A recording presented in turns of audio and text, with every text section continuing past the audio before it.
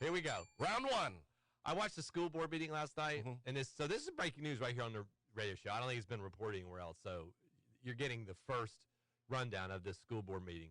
And let me tell you what, you should be concerned if you're a parent. You should be concerned if you've got kids that are going to probably go to public schools. And a couple of reasons, and we'll get to those. But last night, they introduced the Human Growth Development Curriculum, which is basically sex education. And it was supposed to be a public hearing, which means that they've already gone through this, and this is what they are going to vote on. This is what they're announcing to the public, this is what we settled on. And then in 20 days, they're going to vote on it. So if they change what they've announced at the public hearing, they've got to have another public hearing. So This is supposed to be. So what happened was this, is that Lori Cox started saying, wait a minute, I've got some concerns here. Now, this came after Moms for Liberty, a couple of Moms for Liberty parents got up and informed the public and some of the school board members that seemed a little bit shocked by this information, that this 475-page document on human growth development did not mention the word woman, man, father, husband, mother, or baby. It's completely gender neutral, which follows the gender ideology that, a lot of people would call woke ideology.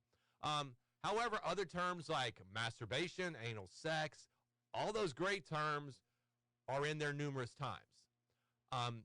So after the Moms for Liberty, this is, again, this 480-page document covers K through 5, elementary school, middle school, and then high school. And then, so after the parents spoke, Lori Cox said, look, I can't vote for this. We don't, and then Daryl Jones, who's a school board member, said, well, wait a minute. We've gone through a workshop on this. We've made changes, and I thought you were good with this. And she says, well, no, I'm not. And then that's when they said, well, we're going to have to put this off again. And so they really put Lori Cox in sort of a bad position, because they were like, well, wait, I thought we were all on board. Well, then entered the chairman of the school board, Alva Strickland Smith, and she says, I can't vote for this either. And so then it sort of it didn't degenerate. It became a discussion about what was in the curriculum. Now, there are two things here. There are providing the curriculum per state statute, which is required.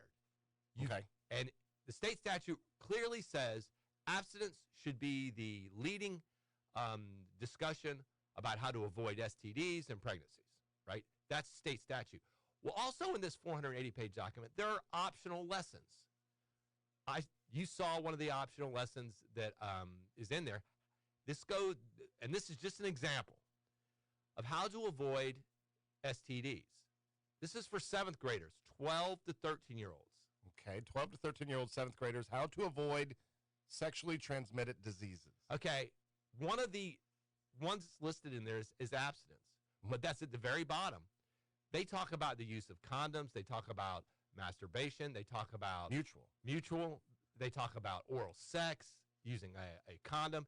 It is unbelievable.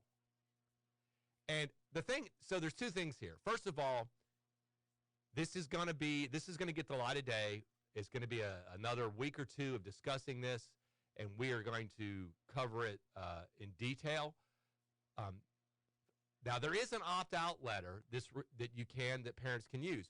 But I got to ask you, Greg, why aren't we using opt-in letters for parents that don't want to teach, that don't have the ability or don't want to teach their children about sex, about this, or when to begin? Why don't we have an opt-in? Opt-out, to me, doesn't work. My kids opt out, then they first of all, they could be bullied. Oh, why are you opting out? Are you not, you're not cool. Well, let me tell you what we covered, right? So why don't we do opt-in? Now, Roseanne Wood tried to defend this, and she says, well, we have a teen pregnancy problem. Greg, I haven't looked this up, and we talked about this morning. We tried to find some stats. How many 12 to 13-year-olds, are getting pregnant in Leon County? I really want to know. Couldn't find any stats. And I'll find this out, but, I would think that the school board would know. But you're talking about approximately 10,000 kids in middle school. Okay? So once again, we are going to take all 10,000 kids and expose them to this type of stuff because we have I don't know, 30 or 40 kids that are not, that are getting into a problem. So I don't like the opt-out. I think you should opt in. And then you should, if parent, because if I want to know how many parents would let their 12 to 13-year-old kids be exposed to this type of stuff. I mean, it's, so where are we now? Where do we stand? Alva Strickland made a great recommendation because they started putting pressure on the board members, Alva Strickland and Lori Cox. Look, this was set for a public hearing. We're going to have to change this. So that means we've got to go another 20 days.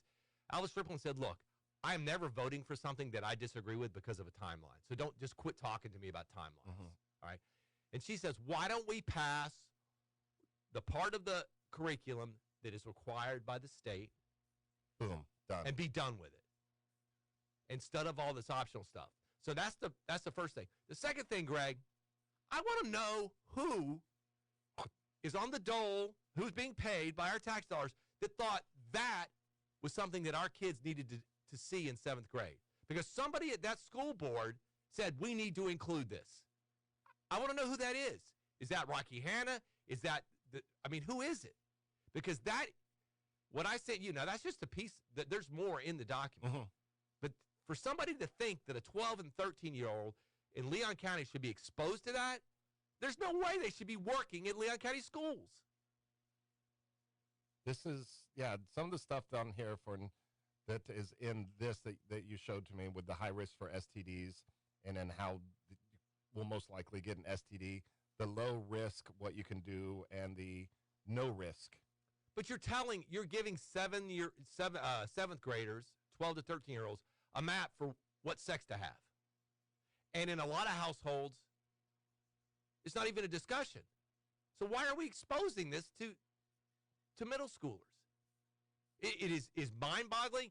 And if I ever hear somebody say that these laws that are being passed by Ron DeSantis and the Republican legislature are not needed in Leon County, this is a perfect example. It is again mind-boggling, and we're going to do our best to make sure that everybody is aware of it. And this stuff needs to be. Look, you want to know why people are leaving public schools? I mean, this is it, and it's just it's unbelievable. Do you think that there could be a change? Oh, I mean, with kids, that because when we grew up, we weren't doing anything in middle school, but now middle schoolers. Well, I mean, this doesn't help, and so, but I think there's definitely going to be a change. You got to have 3 votes, and so we'll see what happens. All right, Steve. Thank you, Good Greg. seeing you. Steve Stewart, you can listen to him tomorrow, noon to 1, right here on the Steve Stewart Show. Make sure you go to TallahasseeReports.com, click on the big red subscribe button. Help Steve out, get some hyper-local news also.